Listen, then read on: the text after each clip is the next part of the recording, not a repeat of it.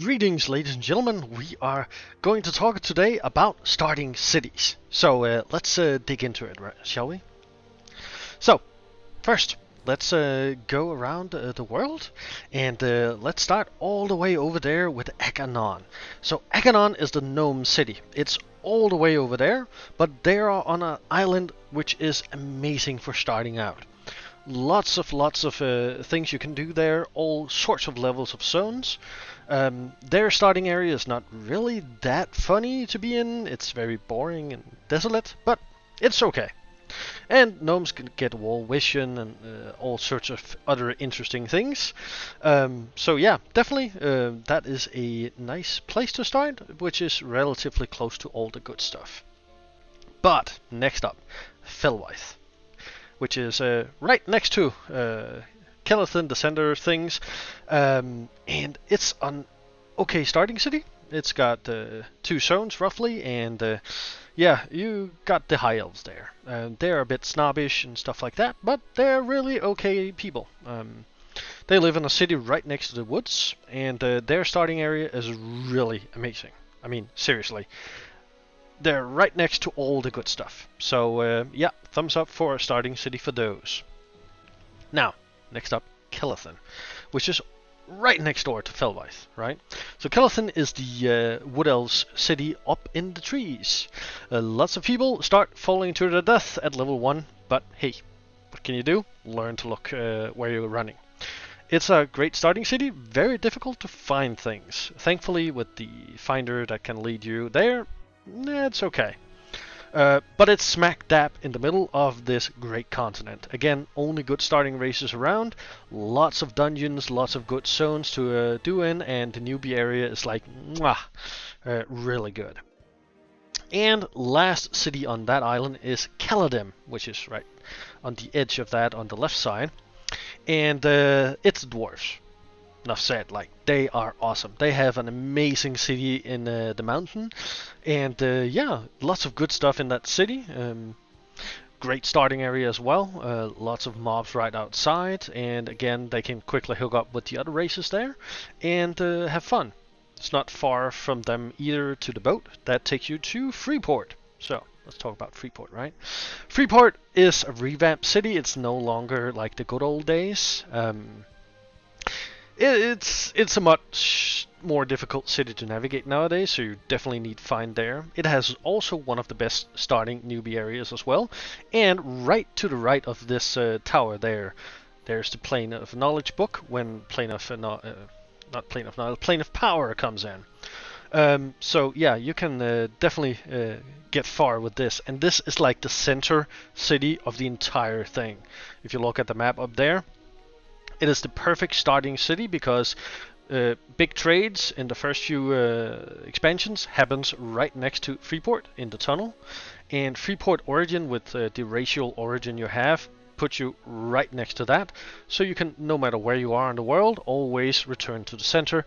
Makes it easier to access all the other areas.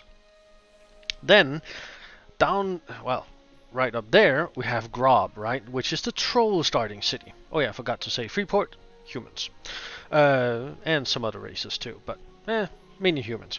Grob though, trolls. Trolls. They get regeneration, and they're starting in a swamp city. They start right next to a bigger swamp, and some of the higher level dungeons that you're gonna definitely hunt later on.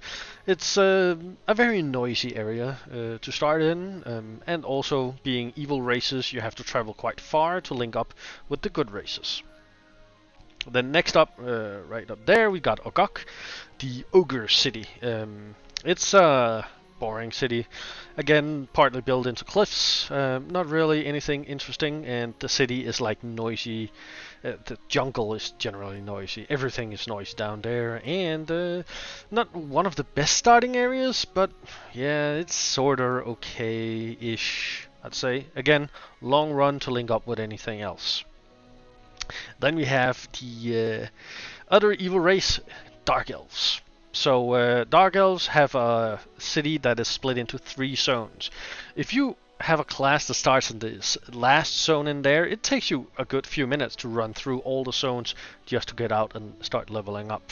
So here, the trick where you're starting level 1, attack some NPCs, get killed, respawn outside the city, and you're good to go. They have one of the best starting areas. It's a revamped starting area, and there's tons of mobs out there. It is really, really good. And it's right next to Freeport almost, so yeah, it's still at the center of the continent. Then we have Rivervale, smack dab in the middle of one of the continents there, and it's where Halfling starts. It's a cozy little city. One side of the city is like to a dangerous enchanted forest. If you run through at night, you get slain by all sorts of undead.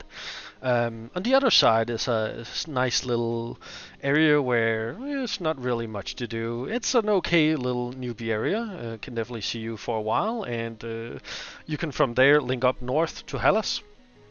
But again, you're kind of hamstrung by starting next to a major bad zone as well.